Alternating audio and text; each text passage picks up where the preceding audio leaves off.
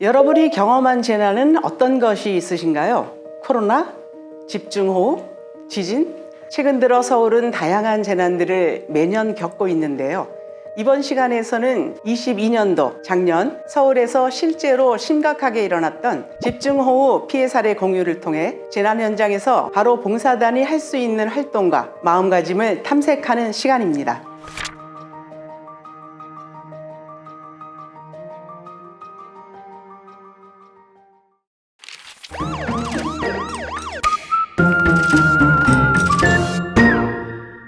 안녕하세요.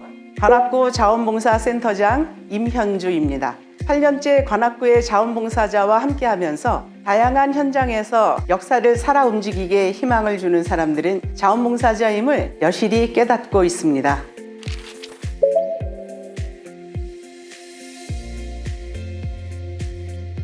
재난이란 일정 규모 이상의 사고, 사건이잖아요. 사전에 점검하고 대비하면 피해를 줄일 수 있고 회복도 앞당길 수 있는 것도 재난이며 이 모두가 사람이 할 수 있는 일이라고 생각합니다. 과거에는 재난 중에 천재지변은 속수무책이었고 인제는 책임자만 처벌하면 그만이었다면 지금은 다시는 같은 유형의 재난에 같은 피해를 입지 않으려는 제도적 대비, 사회적 대비, 공동체적 대비를 하고 있어요. 그중에 공동체적 대비의 대표적인 사례가 자원봉사 활동이라고 생각하는데요. 자원봉사 활동도 체계적으로 대비하고 있어야 실제로 재난이 발생했을 때 규모 있게 대응하고 복구하고 일상으로도 빠르게 회복할 수 있다고 생각합니다. 서울시 자원봉사센터에서 바로 봉사단을 조직하고 그 활동을 하고 있는 게 아닐까요?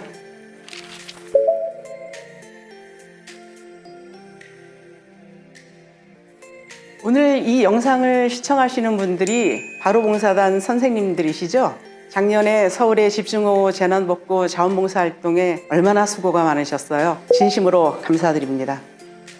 집중호우란 시간당 100mm 이상의 비가 쏟아져 내리는 것을 말하는데 작년 8월 8일에 시간당 최대 130mm의 비가 내렸습니다. 한 달 동안에 내릴 비가 하루 만에 내렸답니다. 당시 기상청에 따르면 동작구에 422mm, 서초구 396mm, 강남구 375mm, 금천구 375mm, 송파구 347mm, 구로구 317mm 등 서울에서 7개 지역에만 동시다발적으로 그리고 산발적으로 집중호우가 쏟아져 내린 거죠. 그날인 8월 8일 오후 7시에 태풍 무란이 발생했고 저녁 7시 10분에 중랑천의 홍수주의보, 9시에는 관악구의 산사태 경보 및 도림천 범람 대피경보, 9시 10분에 탄천의 홍수주의보, 밤 9시경에는 천둥 번개를 동반한 시간당 100mm 이상의 집중호우가 서울 남부 지역에 집중됐습니다. 제가 살고 있는 관악구는 관악산에서 한강 쪽으로 도림천과 봉천천 두 개의 도시하천이 연결되어 있고 60, 70년대 이후 농촌에서 이주한 50여만의 인구가 모여서 전형적인 주거 중심의 도시 지역입니다.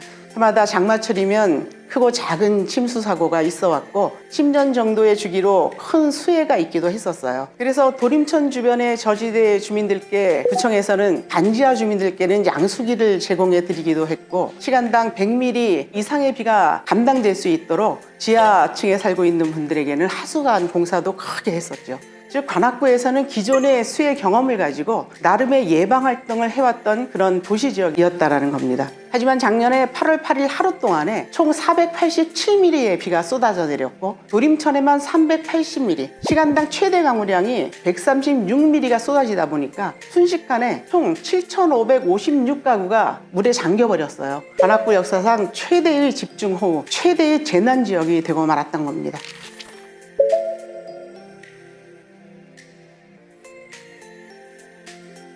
당시 관악구의 피해 규모를 보면 주택 및 점포가 7,556개소가 침수 피해를 입었어요. 이 중 주택이 5,226개소였고 대부분이 반지하 주택이었어요. 피해액만 159억 원에 달했고 이재민이 544세대 709명, 사망이 3명이었습니다. 특히 사망하신 가족이 장애인 가정이어서 그 참담함은 말로 표현할 수가 없습니다.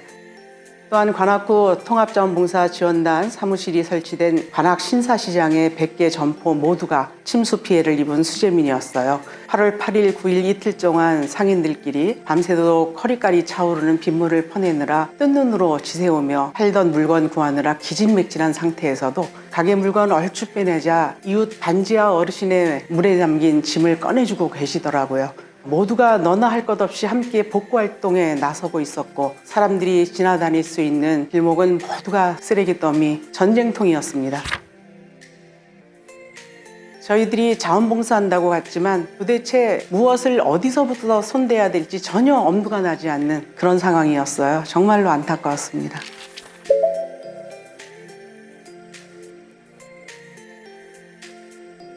8월 8일 오후 들면서 심상치 않게 빗줄기가 굵어지고 전육에 집중호우로 바뀌고 도림천 범람위기에 남부순환도로 교통 통제가 되면서 보통 문제가 아님을 직감했습니다. 사실 한 번도 접해보지 못한 재난 재해 상황에 당황했었어요. 그나마 백신 접종 센터를 통해서 통합자원봉사지원단을 준비했던 경험이 도움이 됐었죠. 8월 9일 센터에 출근하면서 상황을 살펴보니까 도림천 인근 도로 및 주택가 피해 상황이 아주 심각했었습니다. 구청 재해대책본부가 열리기를 기다리면서 자원봉사센터에서는 재난대비 통합자원봉사지원단 설치 준비를 했습니다. 먼저 1365를 통한 수해지역 자원봉사자 모집 공고를 했습니다. 바로봉사단에게는 문자 소집을 했고 21개 동캠프 및 통합자원봉사지원단에 문자로 상황보고를 요청했습니다. 그리고 통합자원봉사지원단 설치할 장소를 정하기 위해서 가장 피해가 심한 신사동의 동주민센터를 찾아가 미리 사무공간 협조를 구했고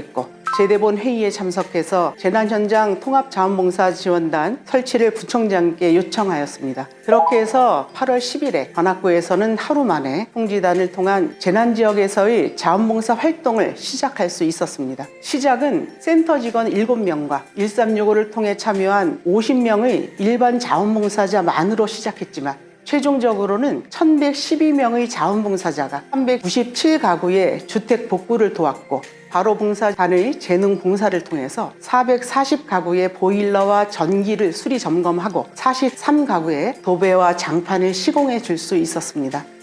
수해복구 재난 현장 봉사의 과정은 1기와 2기로 나누어서 진행되었는데 처음에 통지단을 설치했던 8월 10일부터 15일까지 6일간을 집중적 대규모 응급복구 자원봉사 활동 시기로 정해서 침수 가구의 이동 및 정리에 주안점을 두고 활동했고 8월 16일부터는 수해 가구의 일상 회복을 돕기 위한 자원봉사로 정해서 전기 및 보일러 점검, 도배 및 장판 시공 등 서울시 및 지역의 전문 재능 자원봉사 단체 등과의 연계를 통한 활동을 진행했습니다.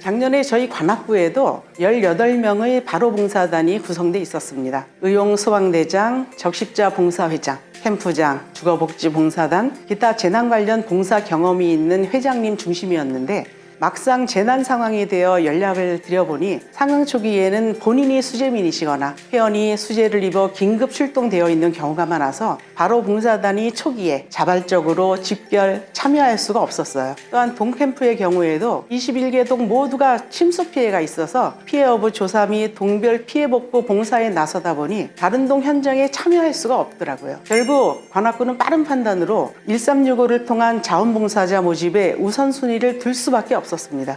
재난 현장에서 첫날인 8월 10일은 침수 가구에서 가구를 빼내고 진흙을 걷어내고 옷가지 등 생필품 빼내고 청소하고 그런 일을 했죠. 피해 가구 명단은 동주민센터에서 받아냈고 거주민으로부터 복구활동에 대한 동의를 구한 후에 자원봉사자들을 10명에서 12명 단위로 조로 묶어서 활동했습니다. 이 시기 처음에 리더 역할을 할 수 있는 조장은 자원봉사센터의 직원들이 맡았는데 조장은 자원봉사자를 활동하는 장소에 안내하고 현장의 안전 여부를 확인하고 봉사자 물품을 지원하고 휴식 시간과 간식을 제공하고 마무리하고 원활하게 봉사가 진행되도록 지원하는 역할을 맡았습니다. 사실 첫날은 어떻게 하루가 지나갔는지 알 수도 없을 지경이었어요. 둘째 날이 되니까 봉사자 중에 조장의 역할이 가능한 리더십이 보이는 자원봉사자가 눈에 띄었습니다. 바로 봉사단이었던 단원, 타 지역에서 재난 현장에서 봉사 경험이 있는 봉사자, 의용소방대원, 어느 정도 전문성이 있는 분이었죠. 이분들께 조장의 역할을 맡겼습니다. 그리고 봉사 현장을 미리 가서 위험 요소를 차단하고 크고 무거운 짐을 사전에 옮길 수 있는 특공대를 4~5명으로 구성해서 활동하기 시작했죠. 셋째 날부터는 나름대로 자원봉사센터의 직원이나 리더봉사자, 일반 봉사자로 조금의 역할이 구분되면서 자원봉사 현장에서 봉사 현장이 이전보다는 상대적으로 원활하게 진행될 수가 있었습니다.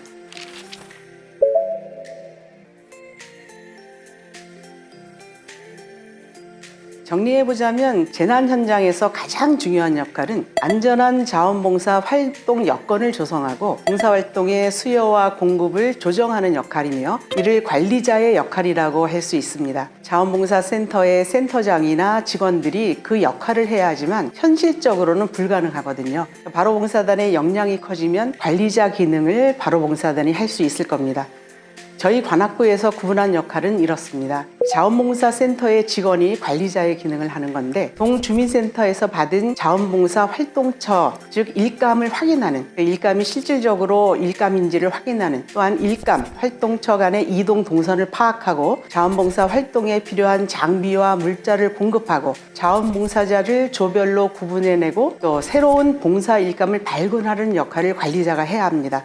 바로 봉사 단원이 해야 되는 리더 봉사자로서의 역할인데 자원봉사자를 조별로 인솔해내고 필요 물품을 인계해내고 자원봉사자들에게 휴식을 하게 해주고 간식을 전달하고 안내하고 안전한 봉사가 진행하게 하고 상황이 발생했을 때 관리자와 즉각적으로 소통해내는 것을 리더 봉사자가 해야 합니다.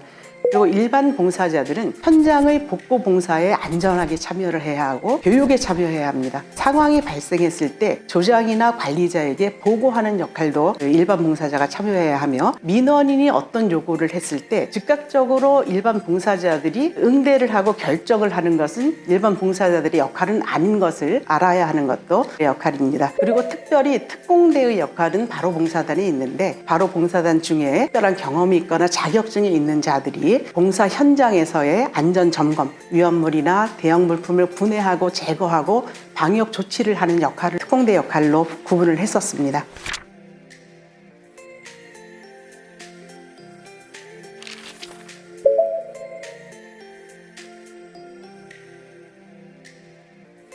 예, 맞습니다. 이 수해복구 상황이 초반보다는 나아지자 서울시 자원봉사센터에서는 일상으로의 회복을 위해 바로봉사 단원들과 함께 이재민 심리상담을 금천구에서 진행했고 관악구에서는 피해 가구의 일상회복을 위한 전기 및 보일러 점검과 도배와 장판 시공을 진행했는데 이 과정에서 바로봉사단의 전문봉사단이 결합했습니다. 전기기술인협회, 보일러 설비협회 등과 함께 440가구 보일러 및 전기 점검, 43가구 도배 및 장판 시공을 했고 전문 재능 봉사단인 함께 웃는 세상도 함께 했죠.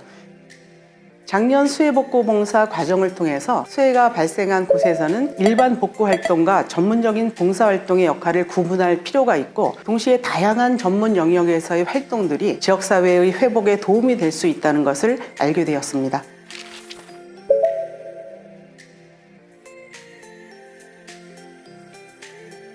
앞서서 저는 재난 현장에서의 가장 기본적인 봉사활동 및 그 속에서 리더로서의 바로봉사단의 역할을 얘기했습니다. 그런데 현장에서는 준비된 역할보다는 갑자기 너무도 다양하고 복잡한 상황이 발생하죠. 그럴 때마다 현장의 봉사자들과 시민들이 자원봉사센터의 직원들만 찾을 수는 없잖아요. 그래서 사전에 훈련받고 준비된 바로봉사단원들께서 재난상황 대처요원이 되어주시는 것도 바로봉사단의 큰 역할이 될 것이라고 생각합니다.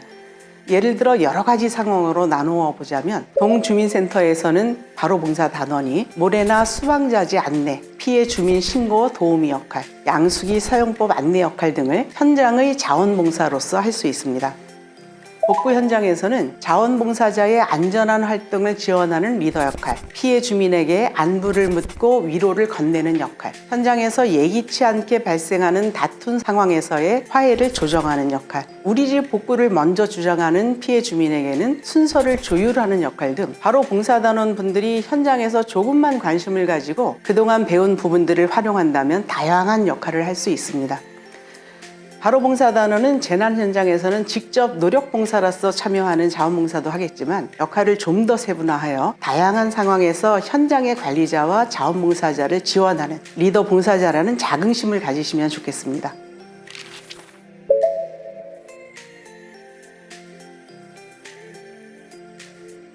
재난 현장이라지만 자원봉사를 하다 보면 힘이 드는 만큼 보람이 크게 느껴지기도 합니다.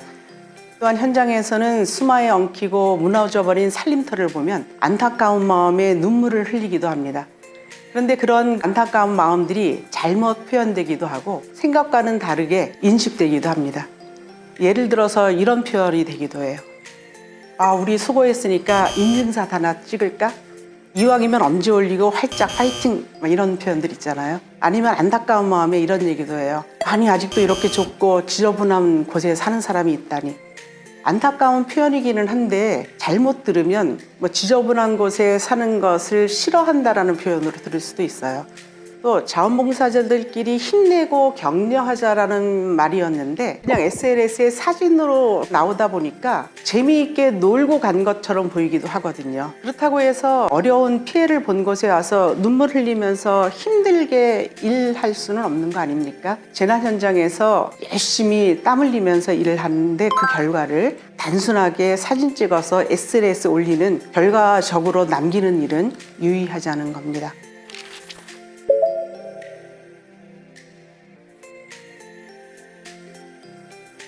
작년에 서울의 집중호우 재난재해는 서남권에 그 피해가 집중되었고요. 관악구를 보면 인접구인 금천구, 구로구, 동작구, 서초구 모두가 큰 피해를 입은 자치구였습니다. 피해가 있는 다른 자치구를 돌아볼 여유가 전혀 없었어요. 그런데 강남구와 양천구 그리고 강서구의 자원봉사센터에서 다양한 구호물품을 가지고 방문해 주셨을 때 천군만마를 얻은 것만큼 더 큰 위안과 힘이 났었습니다. 바로봉사단이 그렇게 활동해 주셨으면 좋겠습니다. 어려움이 있을 때 인접한 자치구를 서로 지원하면 좋겠습니다. 재난 현장에서 가장 부족한 것은 자원봉사자나 자원봉사에 따른 물품도 그렇지만 사실은 현장의 관리자라고 생각합니다. 재난 현장에서의 관리자를 지원하는 역할을, 재난 피해 지역의 자원봉사센터를 지원하는 역할을 하실 수 있다고 생각합니다. 예를 들어 피해가 일어나지 않은 지역의 자원봉사센터와 바로봉사단이 함께 협업해서 피해 지역에 필요한 구호물품을 모아서 전달해 주거나 아니면 함께 피해 지역의 복구활동에 참여하거나 왜 본인의 지역에서 진행할 수 있는 응원 캠페인 등도 바로봉사단이 충분히 하실 수 있는 일이라고 생각합니다.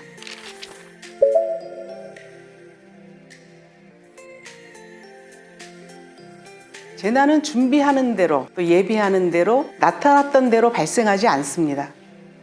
최근에 기후위기가 더욱더 다양해지고 더 새로워지는 것 같아요. 이제 우리들이 머리를 맞대고 가능한 모든 것을 생각하면서 그 중에서 일상생활 속에서 할 수 있는 것부터 준비해야 할 것 같습니다.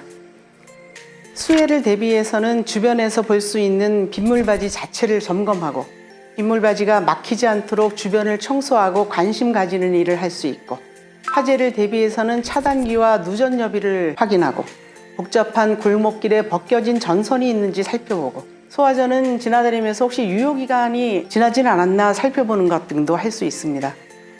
고바위길에 미끄럼 방지를 할 수 있는 방지턱은 훼손되지 않았는지도 볼 수 있고요. 손잡이를 설치할 수 있는지도 볼 수 있습니다. 서울 지역에는 아직도 고지대 쪽에 좁은 골목길이 많아서 차량 진입이 불가능한 주택가나 상점가들이 명동이라든가 이런 쪽에 많더라고요. 그런 지역엔 비상소화전을 가까이 설치해 두어야 화재에 대비할 수가 있겠더군요. 이런 안전과 관련된 부분을 미리 사전에 살피고 신고하는 일도 봉사단이 일상 속에서 할 수 있는 일입니다. 이렇듯 생활 속에서 안전이 지켜질 수 있도록 찾아내고 시정시켜내는 역할, 이것도 바로 봉사단이 할 수 있지 않을까요? 더불어서 심폐소생술 같은 전문 기술이나 상시적인 재난안전교육을 받는 것도 일상 속에서 할 수 있는 바로봉사단의 활동이라고 볼 수 있습니다. 작년의 경우 서울에서는 사실 수해뿐만 아니라 이태원에서 정말로 가슴 아픈 참사 있었습니다. 그 시기 현장에서 가장 사람들이 필요했던 부분은 다른 무엇도 아닌 우리가 일상 속에서 교육받고 주변을 살릴 수 있는 심폐소생술이었는데, 이런 활동을 평상시에 알아둔다면 누군가가 필요로 할 때 바로 봉사단으로서 활동할 수 있는 부분이라고 생각합니다. 그리고 무엇보다도 중요한 것은 자원봉사 오래 하실 수 있도록 건강하고 밝은 마음, 기쁜 마음으로 생활하시는 겁니다. 긍정적인 생각을 많이 하시고 몸과 마음이 건강한 일상을 살아가신다면 어떠한 급작스러운 재난 현장이든 그동안 쌓은 마음의 근육을 통해 그곳에서 여러분이 건강히 활동하실 수 있을 것입니다.